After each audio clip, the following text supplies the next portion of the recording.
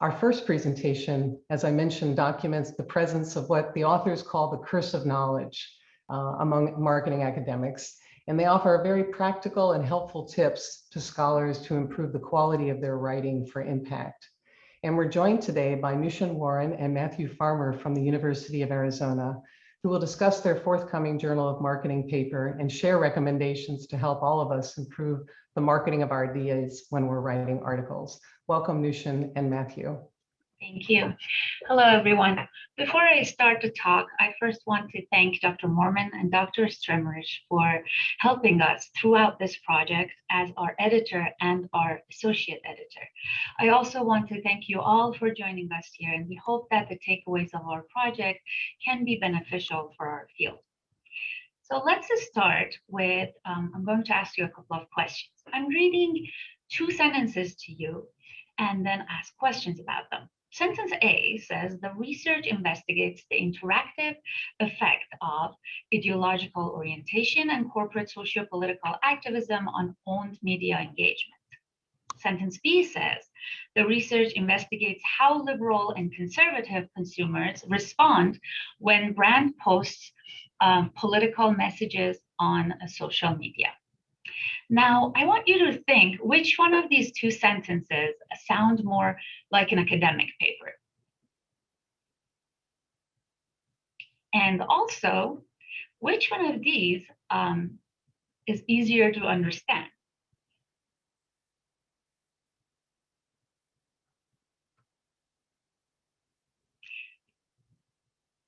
Well, if you think like us, you might say that A sounds more academic while B is easier to understand. And that was our long-lasting question as well, that why do we academics write more like A while B is easier to understand? And will that kind of writing, that style, prevent us from succeeding in the marketplace of ideas? And is there a way to write more clearly as academics?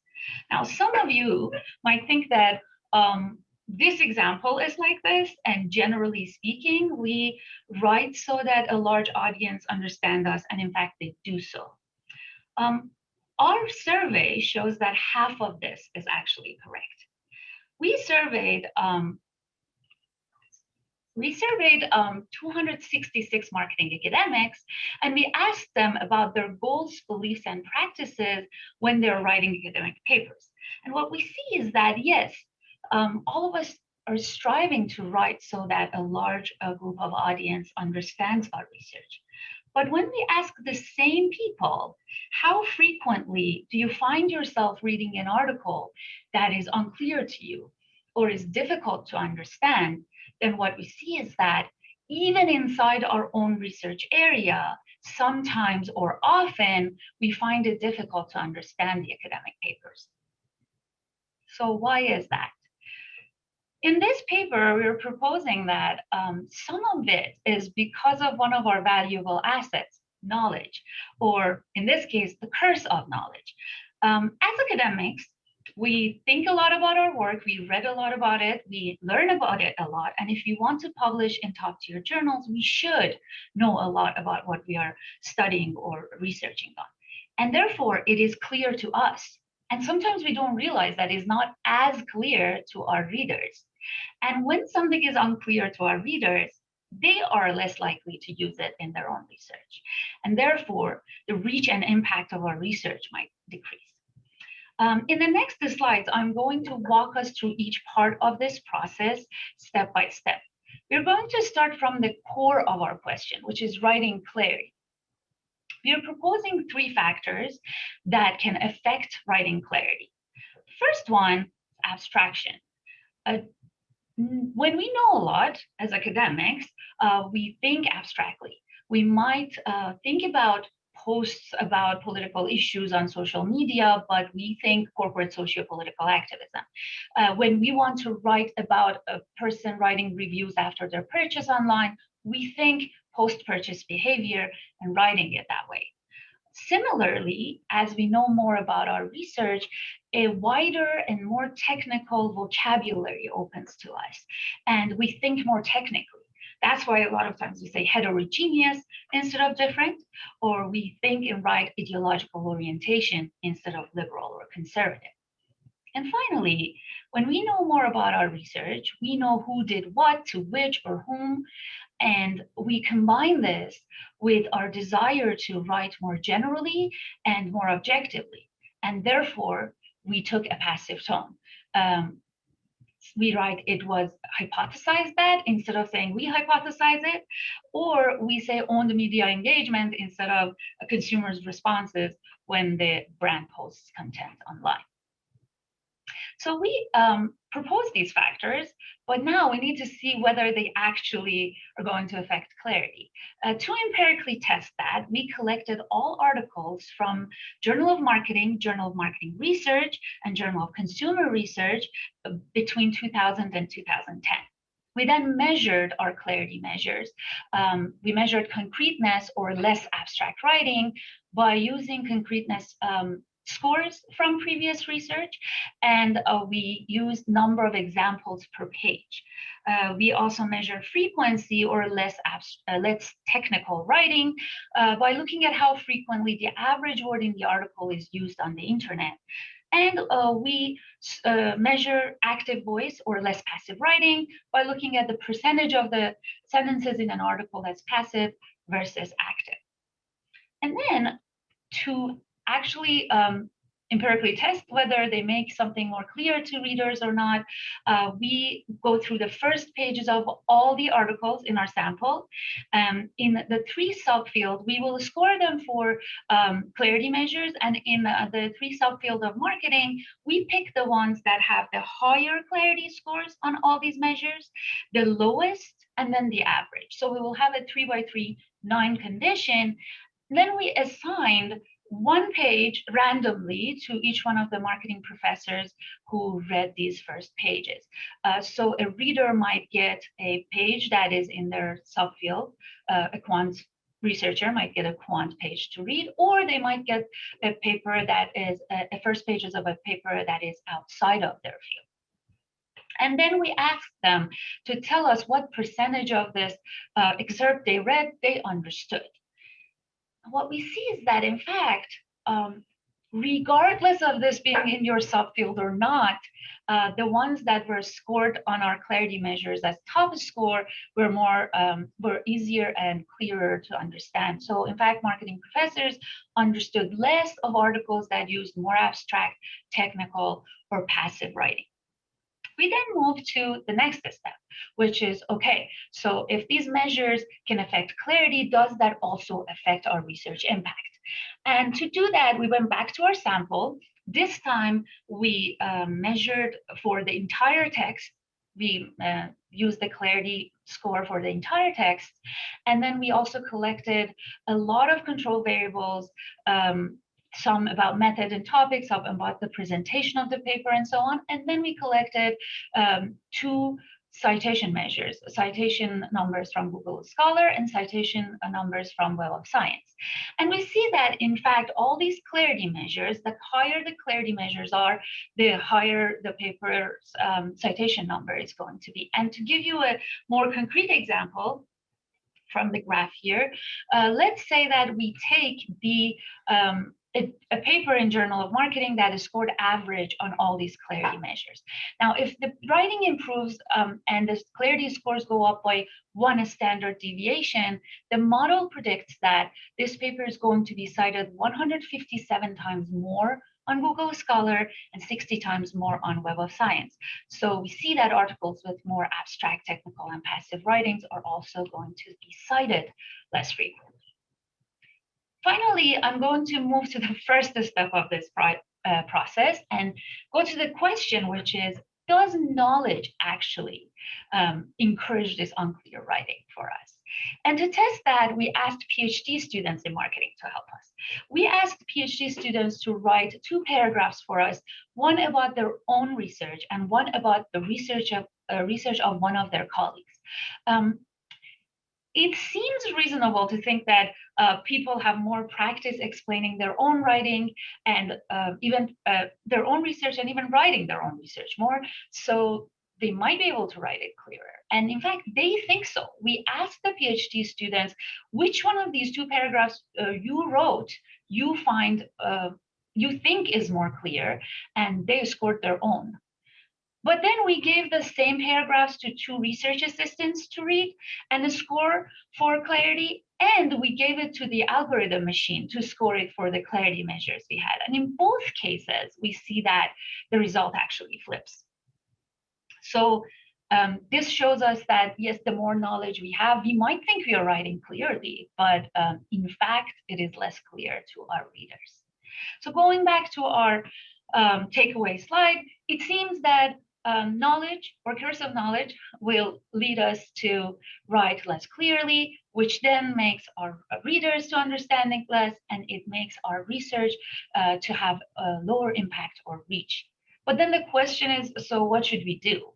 And in the next part of this presentation, my co-author, Matt Farmer, is going to give some tools, provide some tools that can help us all, hopefully, to write more clearly.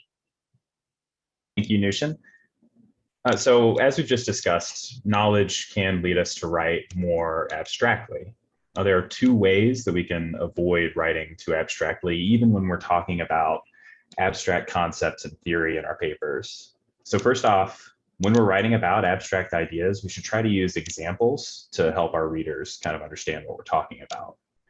So for instance, if we're talking about ideological orientation and sociopolitical activism, we may want to talk about liberal or conservative companies that post on social media.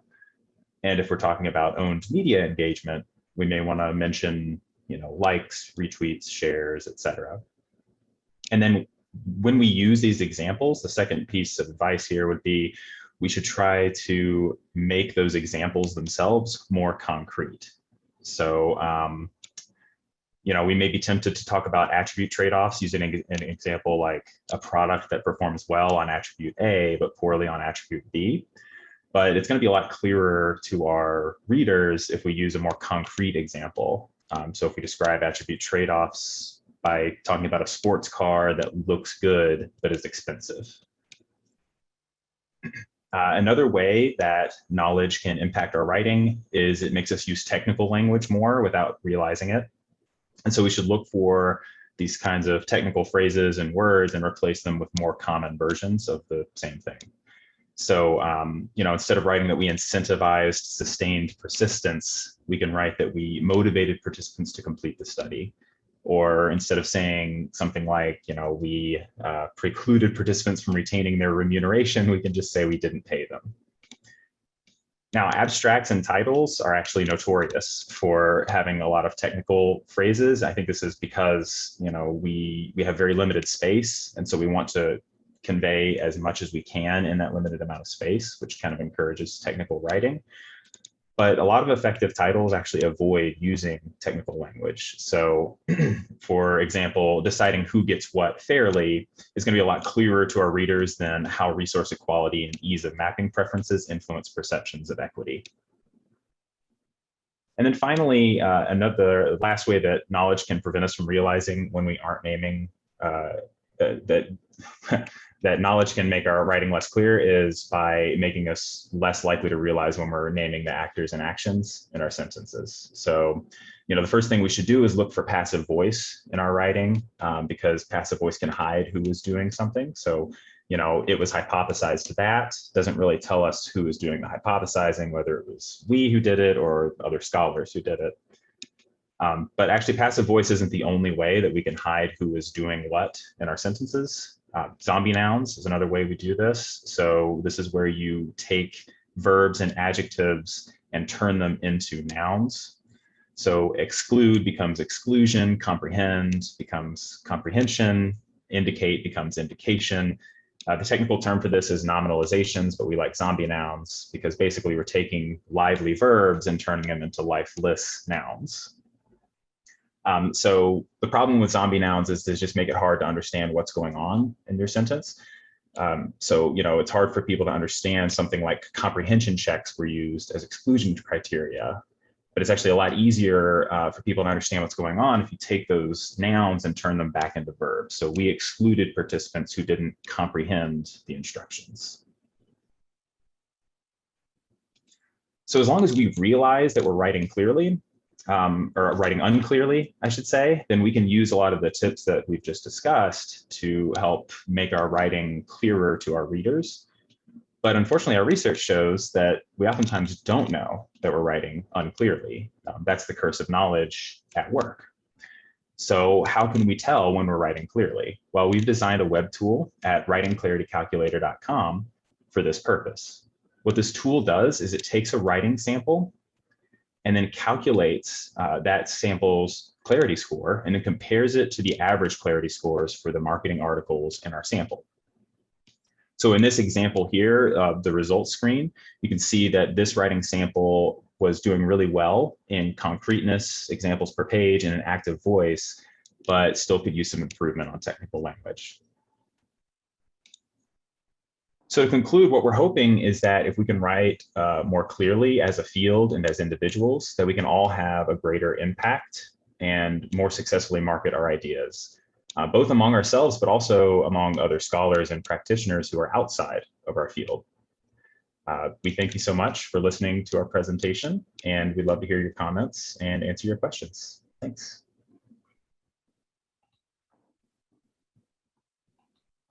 Thank you, Matthew. Thank you, Nushin. So let's go ahead and take some questions. Remember that you can type those in, and I see that people already have been typing questions into the Q&A and offering some really nice comments. So, and we are also going to make these papers are available for you, and John will paste in a link to the article in the chat function that you can follow. And you can also find the calculator itself up on the Journal of Marketing website. So these are great tools. I think this is a terrific paper for the field. So thank you all for digging in on a fairly, non-traditional topic. So one of the challenges is, of course, that people want to write about theory. We want theory in our papers. So how do you balance that around, with the need to stay concrete? What's your advice to authors in that regard? Yeah, so of course, when we discuss theory in our papers, we often do need to talk about abstract concepts and relationships. It's unavoidable. It's part of academic writing. But that doesn't mean that we can't still write about those concepts and relationships more clearly than we are currently. So we can ground these abstract ideas using familiar metaphors and concrete examples to first sort of orient our readers. So if we're writing a paper about attribute trade-offs, we can start with sort of these more concrete examples, like I mentioned, a sports car that's flashy but expensive, or a phone that's bulky but has long battery life. And these examples can sort of help readers start off in the concrete before we then move them into the abstract concepts later on. Okay, wonderful. Yeah, and I see this question coming up from some of our listeners as well. There's some technical questions here regarding, Elsa's interested in talk about the predictive model that you're using. And then I saw Akshay asking about the machine learning algorithm that's behind the writing clarity. Do you want to just give a minute on that in terms of educating people what's going on with the tool? Sure. So the machine learning, there were two processes of machine learning used, both with Python as our coding tool.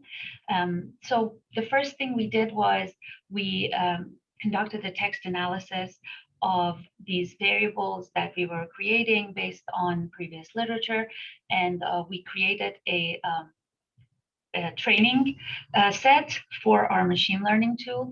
And it was, I think, 50, if I'm not wrong, 50 articles that we did manually, and then we used it as training set. And then the machine text analyzed and coded for these variables. And then we used research assistants' help to test whether the machine accurately has done that. So again, we went through a manual testing of that, and we saw that, yes, in fact, machine did a very good job in terms of coding it. The other part of the coding that we tested was our passive writing coding, which we used our co-author, Tianyu Gu, used his own scale to code for passive writing in the article, but we also checked it with Microsoft Word that has a tool with a black box that we don't know what coding they use, but the results were very similar and highly correlated. So that's about the machine learning part of it. But about our prediction model, so we had the papers in the journals and citation as account data. We checked for the best distribution fit, and we use negative binomial as the distribution that fits, it's the model that fits the best for our distribution. We also did a fixed effect logistic regression by transforming the citations to a logistic model and tested it again so that with that we can actually use a fixed effect for journals. In both cases, we got a consistent result. Okay. So Laura has an interesting question that actually is a nice bridge into the second half of this webinar, which is that what about the responsibility of the, in this case, you're communicating to a non-academic, to a marketing manager. What kind of responsibility do they have to learn more about technical writing? She's asking specifically about MBA programs, teaching people how to do that. But I think the question is, should we think about communicating with that audience as well? And does your research have anything to say about reaching those users of our research? I think, I don't think that we had a specific part of the research for that, but just answering personally, I think that MBA students and generally students that we have in the business schools are the ones that are liaisons between the two sides, the practitioners and the academics. So yes, absolutely, it is our responsibility as faculty in business schools, I think, that to provide this technical language to the practitioners, but it is also our responsibility to be able to simplify terms that do not need to be very complicated, and basically find a equilibrium for the two sides. Mm-hmm. And how does your tool compare to things like Grammarly? Brenda's asking, is it, have you done any kind of, I don't know, testing of the relative strength of your tool relative to the existing tools that are out there for this? Although I don't think anybody does exactly what you guys do, but any thoughts on that question? So the one that we did check with are mostly the websites that calculate readability. So there is a readability score. A lot of our colleagues on this webinar have done lots of work with this score, which basically what it does is it uses syllabus, syllabus, and then the word numbers, how complicated a word is and how long sentences are in terms of how much it makes it more difficult or easy to read. And we did compare with that. Both our model, which is part of our paper, shows that in fact, that readability score is the opposite of this clarity that we are talking about. And our website also shows the same thing. So when we use it, we consistently get the result that these two websites are showing two different measures, and consistently they go in the opposite directions. Okay, and Keith has asked, this is a very kind of a clarification, did the CV papers include CCT articles? Yes. Did you cut across the discipline? You did? Okay, good. So just stepping back, you have the things that you've identified and you've demonstrated very effectively in your paper that affect the clarity of the writing and its impact. Is there anything else that you think is important, that you didn't end up being, that didn't play a big role either in the talk or in the presentation, that you'd like to share with our listeners? Yeah, I can take this one. So our research does show that knowledge is one thing that can lead us to write unclearly, but it's not the only thing.